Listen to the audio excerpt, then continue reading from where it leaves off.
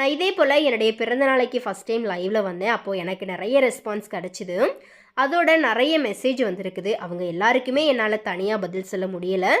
எனக்கு first time நீங்கள் எல்லாருமே பிறந்த நாளுக்கு விஷ் பண்ணியிருந்தீங்க. அன்னைக்கு நான் அக்செப்ட் பண்ணவங்களுக்கு இன்னைக்கு வரைக்குமே என்னால் சரியாக ரெஸ்பான்ஸ் பண்ண முடியலை.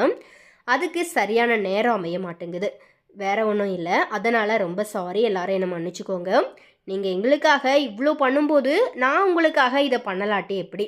அதனால் இனி நான் அடிக்கடி இன்ஸ்டாகிராம் லைவில் வரேன். அதே போல் நான் என்னுடைய ரசிகர்கள் எல்லாரையுமே ஒரு முறை சந்திக்கணும் அப்படிங்கிற மாதிரியாகவும் விரும்புகிறேன். அதுக்கான நேரம் வந்ததும் நானே எந்த இடம் அப்படிங்கிறதையும் சொல்கிறேன். இந்த மாதிரியா அந்த லைவில் பார்த்தீங்கன்னா வெற்றி வசந்த் வந்துட்டு ரொம்பவே கலகலப்பாக பேசியிருக்கிறாரு. அண்ட் அதே போல் இப்போ ரீசெண்ட் டேஸில் பார்த்தீங்கன்னா வெற்றி வசந்த் அந்த சீரியலேருந்து விலகிறாரு அப்படிங்கிற டாக்ஸ் வந்துட்டு போயிட்டுருக்குது. ஸோ இது ரிலேட்டாக அவருமே விளக்கம் கொடுத்தாரு. ஆக்சுவலாக அவர் படமும் பண்ணிகிட்ருக்கிறாராம். பட் இருந்தும் நான் அதையே ரெண்டத்தையும் மேனேஜ் பண்ணிகிட்ருக்கேன். பட் இருந்தும்